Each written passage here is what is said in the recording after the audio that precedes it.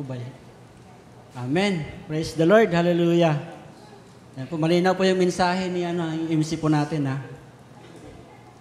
Turn off po muna yung mga cellphone po natin. Wala po muna mag-cellphone.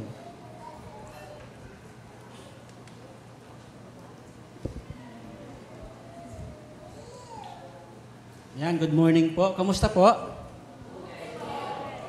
Salamat po sa mga nakarating. Kahit na mayroong bagyo, signal number 3, yan sa atin. Sabi nga, buong Pilipinas din, nakaabutin ata ng signal number 5. Pero ang Diyos natin, walang signal yon, diba? Walang signal number 10 o ano. Mas malaki ang Diyos po natin kaysa anumang bagyo, lindol na dumarating po sa buhay po natin at sa bansa po natin. Amen? Ano lang kailangan natin gawin pag mayroong mga unos na dumarating?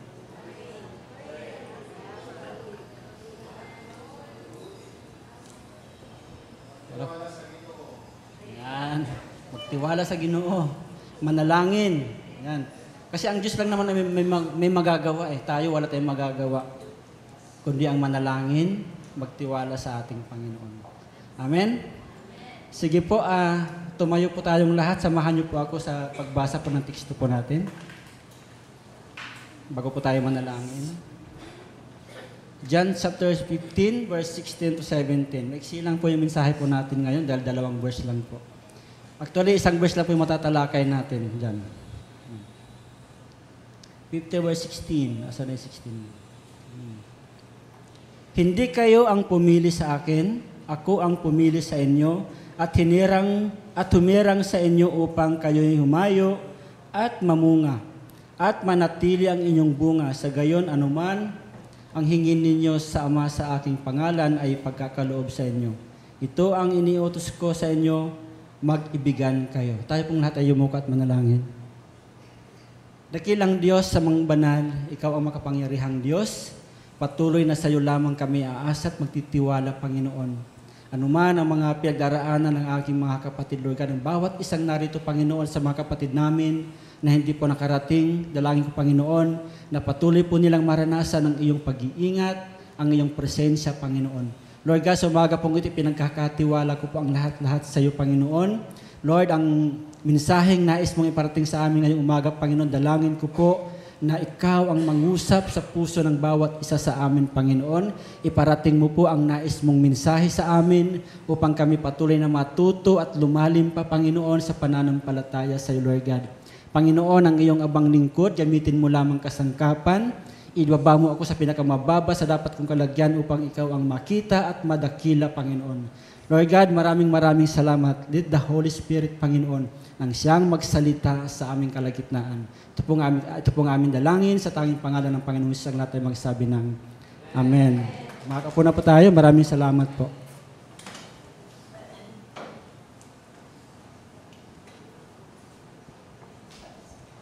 Ayan.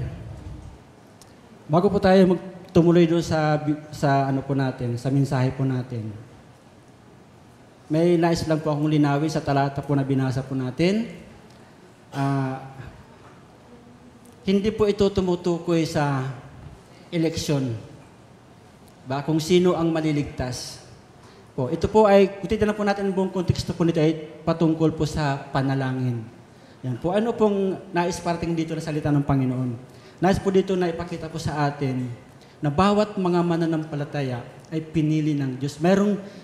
Mayroong purpose ang Diyos sa pagkapili sa atin. Amen?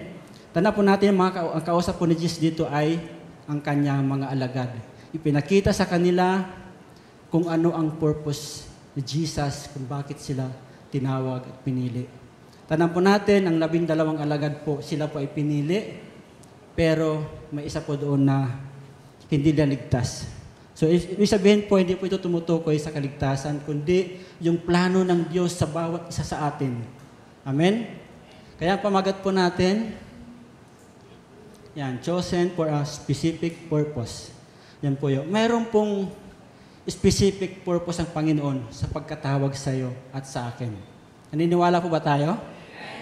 Sabihin mo nga sa kapatid mo, pinili ka ng Diyos para sa isang layunin. Amen. Tandaan po natin na ang pagpili ng Diyos ay hindi po nakabatay kung ano ang estado mo sa buhay, ano ang iyong kalagayan sa buhay, o ano ang iyong, o kung ano man ang iyong, dito, yung naabot na karir mo sa buhay. Hindi po tiningnan ng Diyos, hindi ka pinili dahil ikaw ay isang abogado, doktor, engineer, o ano pa man. Pinili ka ng Diyos dahil mayroon isang plano sa buhay mo. Hindi tinitingnan ng Diyos na, ay ito si Brother Ricky magaling kumanta. Kayang-kaya na ito pamunuan yung iglesia, yung pagkakatiwala ko sa niyang music ministry. Ay ito si Pastor Rani, engineer. Kayang-kaya na ito, kaya isipiliin ko. Ang pagpili ng Diyos sa bawat isa sa atin ay hindi katulad ng pagpili sa isang Miss Universe. Na kailangan may mga katangian na mayroong pamantayan. Para maging karapat-dapat siya na maging Miss Universe or Miss International o anuman, Miss World o anuman. Yan. Hindi po yun ang pamantayan ng Diyos. Kasi ang pamantayan ng tao sa pagpili, tinitingnan niya yung panlabas na anyo. Tatanda niyo po si King David. Inutusan si Samuel, tama ba Samuel, na pumunta sa pamilya ni Jesse at papahera niya ng langis yung pinili ng Diyos. Yan, nandun na. Sa madaling salita, nandun na si Prophet Samuel. Isa-isang pinadaan ni Samuel yung mga anak ni Jesse. Ito siguro kasi guwapo, matikas, macho, may 6 abs. Sa akin isa lang eh. 1 abs lang. 1 abs lang. Yan. Ito siguro. Yan ang pamantayan ng tao, di po ba? Di ba, pag nag-a-apply ka ng trabaho, kailangan yung resume mo, laging mataas ang grades, Hindi, sabi ni God, hindi yan. Hindi yan ang sukatan ko, hindi yung katulad ng sukatan ng tao, yung paningin ng tao. Ang tinitingnan ko yung puso. Lahat ng 7 anak ni Jesse, pinadaan sa harapan ni Samuel, wala siyang napili. Meron ka po bang anak na iba? Yan, meron pa, nagpapastol. Pastol lang eh. Kaya lang na mag-alaga ng mga kambing yan, ng mga tupa. Ayan, janitor lang yan. Sabi ni Jesus, janitor lang, baka hindi kayang gampanan yan. Yung ministry pagkakatiwala ko sa kanya, isang tindira lang yan, baka Tingnan po natin. Yung tinitingnan ng Diyos, yung puso po natin, hindi yung tawag dito, yung katayuan mo sa buhay. Bakit? Upang walang maipagmalaki ang sino man sa atin. Amen? Kaya, ayan, pabagat po natin. Chosen for a specific purpose. Mahalaga na malaman po natin yung purpose po natin sa buhay. Bakit napakahalaga na malaman po natin yung purpose po natin? Kasi hindi po tayo tinawag o pinili ng Diyos para lang sa wala. Amen? Hindi ka nandyan para lang maging tagabutas ng upuan. Isa na ako dyan. Diyan, malapit na mabutas yung upuan ko dun, no? Hindi po tayo tinawag ng Diyos para magmaskom. Mas komportable yung buhay po natin. Paupo-upo na lang, kasi sitting free na lang, di ba? Tanda po natin, napakahalaga na malaman po natin yung purpose po natin. Dahil tinawag tayo ng Diyos, pinili ka ng Diyos. Dahil alam ng Diyos na mayroon kang gagawin. Alam ng Diyos na kaya mo yan. Kaya natin. Amen? Huwag po natin tingnan, ay, wala akong natapos. Hindi ako nakapag-aral eh. Mag-aaral naman tayo sa Bible School. Napakahalaga po yung mag-aaral tayo sa Bible School. Amen po? Amen? Enroll na po kayo, yung mga hindi pa naka-enroll dyan. Sabi, nag-promote. Samantalahin nyo na po, murang-mura lang po yung natin tuition. Yan naman po ay sa ikalalalim po natin. Diba? Para tayo, pag ginamit tayo ng Diyos, hindi tayo, ang tawag dito, ayaw ko na, baka di kaya yan eh. Pastor Boyet, tumayo ka na sa harapan. Amen? Hallelujah. Yan. Bakit napakahalaga na malaman po natin? Ayan po yung tatlong bagay na pag-uusapan po natin ngayong umaga. Amen? Number 1 po. Yan. We are chosen to fulfill a mission or a task. Bawat isa po sa atin na mayroong task na ibinigay ang Panginoon. Amen po ba? Ba't 5 lang yung nag-amen? Ngayon pa lang nila malalaman. Yan, kaya 5 lang yung nag-amen. Yan. Bawat isa po sa atin ay mayroong task na ibinigay ang Diyos. Yung task po natin hindi po maging sitting ministry or maging chairman or maging mascom. Ba? Mayroong purpose ang Diyos. Sabi niya, hindi kayo ang pumili sa akin. Ako ang pumili sa inyo. Hinirang ko kayo upang kayo'y humayo. Ba? Makikita din po natin yan sa Next po, Sister Jane. Yan. Ano daw po yung task natin? To spread the good news or to share the gospel, the word of God.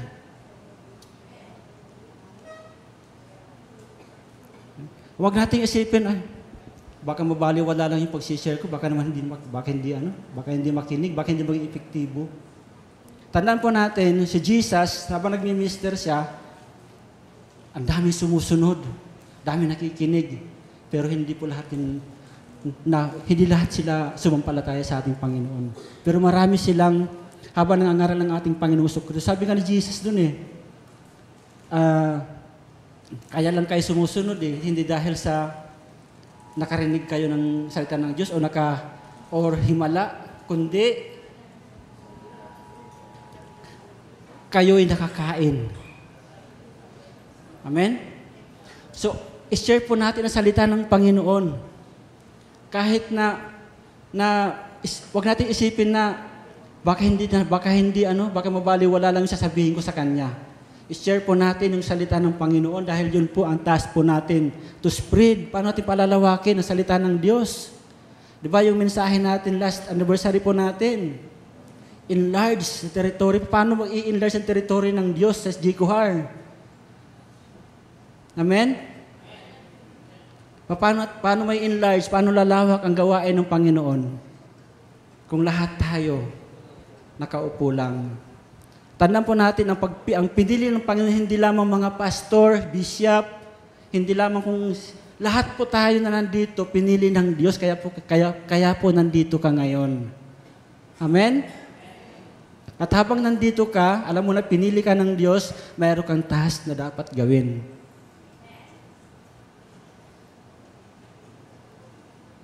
Amen po ba? Kaya magalit parang sama ng tingin ng iba sa akin. Salita po ng Diyos yung atin pong pinag-aaralan po. Hindi lang po para sa inyong salitang ito, ang mensaheng ito, para po sa ating lahat.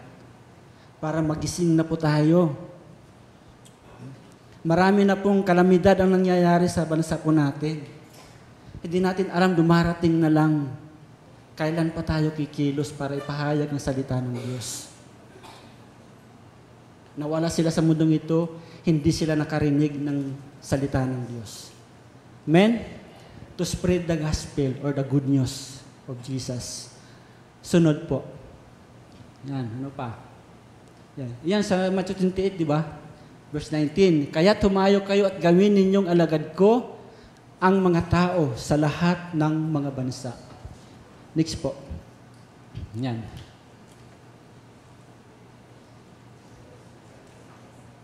To make disciple. Yan. Diba?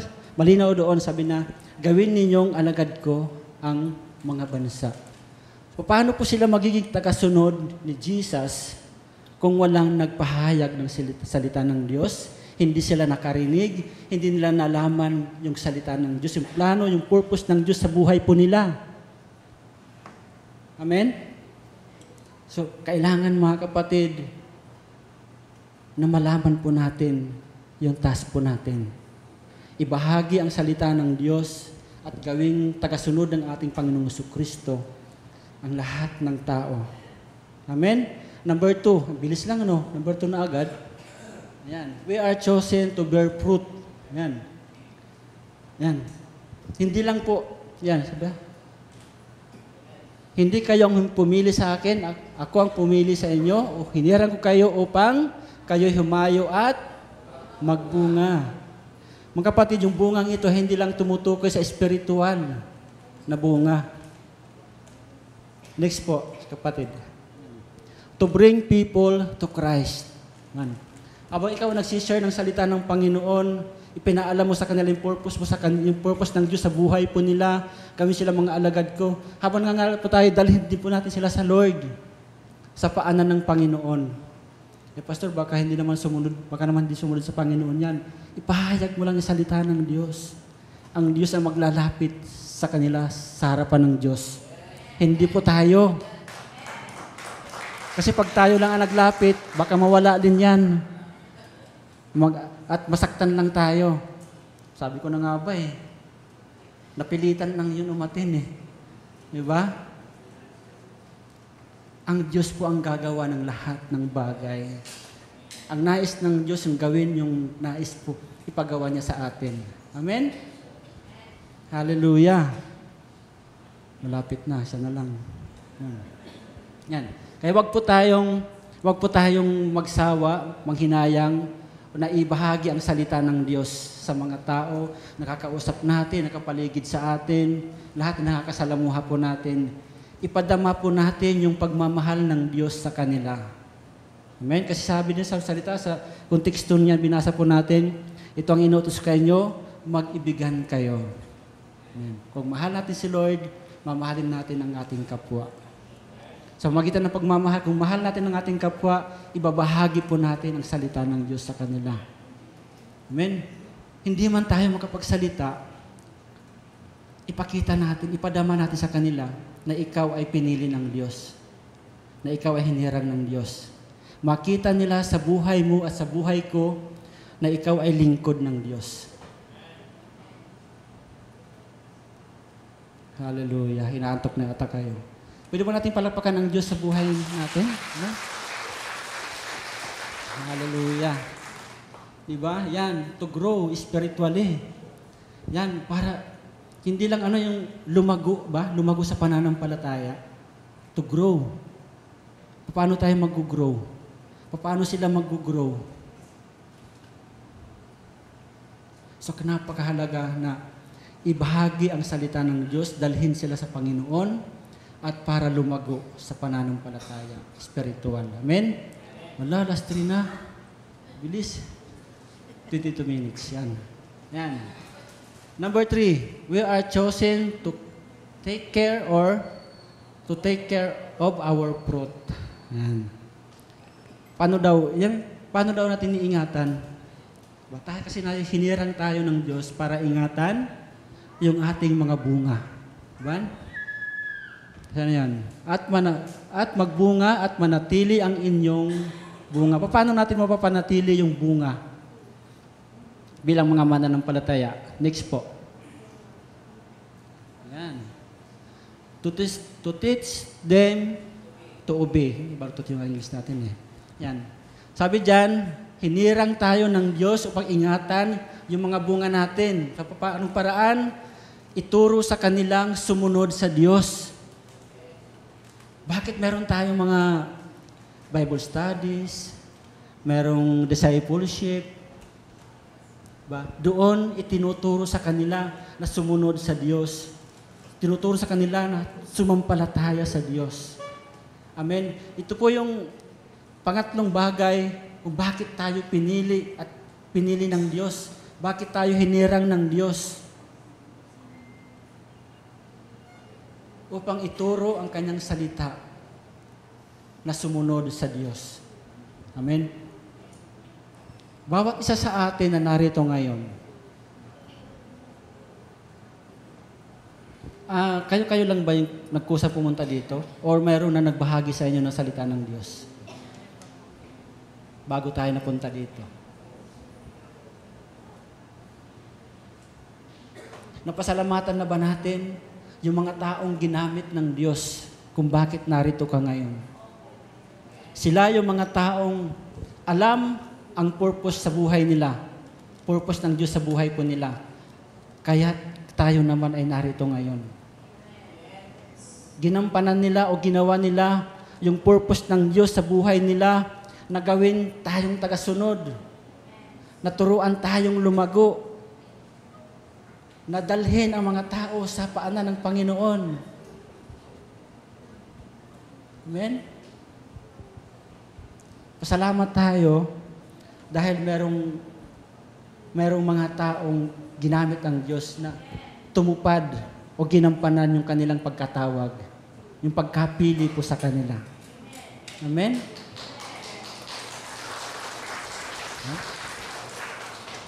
Napakaganda nga ng mensahe na nakaraan, di ba? Tungkol sa pasasalamat. Sabi ko, napasalamatan ko na kayo yung nag-invite sa akin, yung nag-share sa akin ng Word of God. Kasi nung siniran ako ng Word of God noon, lasing ako eh. Hawak-hawak ko pa yung bote ng gin. Sinisira ng kamag-anak namin, Pastor Willie, doon sa Taguig. After ng service, pagdating nila sa bahay, ako na iiwan doon eh. Andun ako sa sala, nakatihaya. Toy, bangon. Galing sila sa simbahan nun. Binaliwala ko lang yun, John 3:16, John 14:6, sinabi sa akin. Yun lang, wala nang gaanong chichiburitsi. Binasa sa akin John 3:16, John 14:6, yun na yun. Tapos, dumating na lang yung time na prayer meeting, prayer meeting means day. Kuya, pwede mo sumama sa inyo? Ayaw, di naman nila sinanggihan. Ayaw, wag ka sumama. Baka nagkamali lang kami na-share sa'yo. Di ba? Kaya wag tayong manghinayang na isabihin o ipahayag ang salita ng Diyos. Kaya darating ang panahon na siya ang gagawa nun. Hindi tayo. Amen? Malay mo, nag-share ka ngayon, paglabas. Parang, nag-share ka lang. Dating ang panahon, may tao magpapasalamat sa Diyos. Lord, salamat sa taong iyon na ginamit mo. Dahil ginampanan niya ang kanyang pagkapili, ang iyong purpose sa kanyang buhay. Amen? Kung hindi tayong gagawa, sino mga kapatid? Hindi naman yung mga unbeliever na magsishare sa atin. Ang isishare sa atin ng problema. Kung paano mangutang. Yun ang isishare sa atin nun. Diba? Yan. Turuan natin silang sumunod sa Lord. Amen? Last na. Hoy! Matagal si Pastor Dix para share, no? Saglit lang, no? Yan. Hallelujah. Yan. At turuan, meron pa pala. At turuan silang sumunod sa lahat ng ipinag-uutos ko sa inyo. Diba? Hallelujah. Last na. Letter B yan. To teach them to worship. Amen? Ba kaya tayo nandito? Dinadala natin sila sa church para isama natin sila upang sumamba sa Diyos. Amen? Kasi nung isinama nila ako doon, prayer meeting lang yun, ha? Bandang likod ako, nakatunganga lang ako doon habang sila dito maawit. Nakaganyan lang ako doon sa upuan. Hinbalik tayo pa yung upuan, parang harap ako sa likod. Ganyan. Parang nakatunganga lang ako doon eh. Aga sa natapos yung service, tulala ako. Pag next na gawain, pagka Sunday, Pastor o Kuya tawag ko, sama na ako doon sa church niyo. Amen? May mga taong magpapasalamat sa Diyos dahil sa iyo. Amen? Dahil ikaw ang ginamit bilang instrumento ng Diyos. Bawat isa sa atin, mga kapatid, ay instrumento lamang ng Diyos. Lagi po nating ibigay sa Panginoon ang credit. Lahat. Papuri, pagluwalhati at pagdakila. Huwag po natin isipin na yung nasiran po natin ng Word of God, sumama sa'yo, yan, akay ko yan. Magaling to. Diba? Buti na lang ako pinili ni Lord. Hindi po. Si Lord ang gagawa sa magitan ng kapangyarihan ng banal na Espiritu. Amen? Malinaw naman po yung sa salita ng Panginoon. Ayan, parang wala na. Bilis Pastor, sunod ikaw ulit parang bilis lang. Kasi maraming anniversary, tagal daw ng mensahe. Bilis daw. Babawiin ko ngayon. Yan. Ayan. Ano na po natin? Conclusion na. Bilis, no? Kaya sabi ko kanina, kay Mrs., sabi ko, kakain po ba ako? Hindi, sabi niya. Kumain ka, baka magutom ka doon. Sabi ko, Hindi pa nag-iinit ang upuan yung mga nakaupo doon. Tapos ka na sabi ko nga. Yan, praise the Lord. Purihin po ang Panginoon. Yan po. Ayan. Hallelujah. Tumawa naman kayo, no? Hindi naman kayo nalungkot. Sa pagkapili po sa atin. Di ba? Alam na natin na tayo pinili ng Diyos, hinirang, itinalaga, inilaan ng Diyos, ordained para sa kanyang purpose sa bawat isa sa atin. Amen. Conclusion ba ako dyan? Nilagay ba? Ayan. Ipinapaalala sa atin ni Jesus na hindi tayo ang pumili sa Kanya, kundi si Jesus ang pumili sa atin. Ang pagpiling ito ay may layunin upang tayo humayo at magbunga at ang bunga na magtatagal. Amen. Tayo pong lahat ay tumayo, mga kapatid. Hallelujah. Praise the Lord. Dakilang Diyos amang banal, Ikaw ang makapangyarihang Diyos. Ikaw ang gumagawa ng lahat ng bagay, Panginoon, Lord, upang mangyari ang kalooban mo sa buhay po ng bawat isa sa amin, Lord God. Maraming salamat, Lord God, sa Lord na hindi po namin deserve na piliin mo kami, Panginoon, para sa iyong purpose sa buhay po namin, Panginoon. Ngunit, Lord, dahil meron kang purpose sa buhay po namin, pinili mo kami upang gampanan po namin ang layunin mo sa buhay ng bawat isa, Lord God.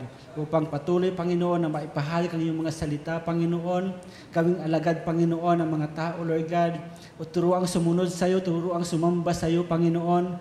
Lord God, hindi po namin ito magagawa, Panginoon, kung kami pa hiwalay sa iyo, Lord God. Dalangin namin, Panginoon, na patuloy mong kaming samahan, i-guide mo kami sa lahat po ng aming gagawin upang ikaw lamang ang maparangalan, mapapurihan at madakila sa buhay po namin, Panginoon. Lord God, idadalangin ko rin, Panginoon, sa aking mga kapatid, Lord God, na dumaranas ng mga pagsubok, problema, Panginoon, Lord God. May kanya-kanyang pagsubok ang bawat isa, Lord God, kanya-kanyang antas, Panginoon, Lord God. Sinabi mo sa iyong mga salita na hindi mo susubukin ang higit sa aming makakaya, Lord God, ang iyong mga anak, Panginoon. Lord, sinabi mo rin sa mga salita, Panginoon, nalakasan namin ang aming loob dahil napagtagumpayan mo na ang lahat, Lord God. Maraming salamat, Panginoon. Dinadalangin din po namin, Lord God, na sa bagyo, Panginoon, na kinakatakutan ng buong bansa, Panginoon, ng bagyong Uwan, Panginoon. Dalangin po namin, Lord God, na mas malaki ka sa bagyong ito, Panginoon. Dalangin na kami, Panginoon, ay patuloy na aasa at magtitiwala sa iyo, Panginoon, na kaming lahat ay ingatan mo, gagabayan mo, Panginoon, maging ang buong bansang Pilipinas, Lord God. Maraming salamat, Lord God. Hinihiling po namin ang lahat ng ito sa panalangin, sa tanging pangalan ng Panginoong Jesus. Amen and amen. Thank you, Lord.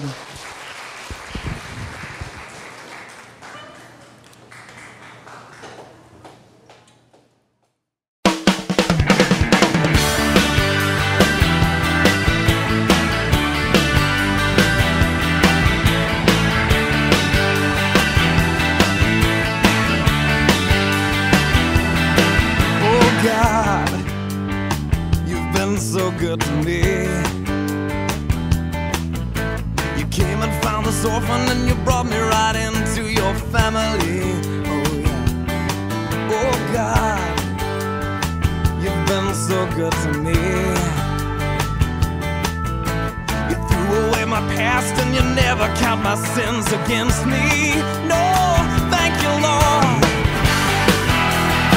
You got me dancing, and now I'm shouting. You got me leaping, and now I'm spinning hallelujah. You're so good to me, so good to me, so good to me.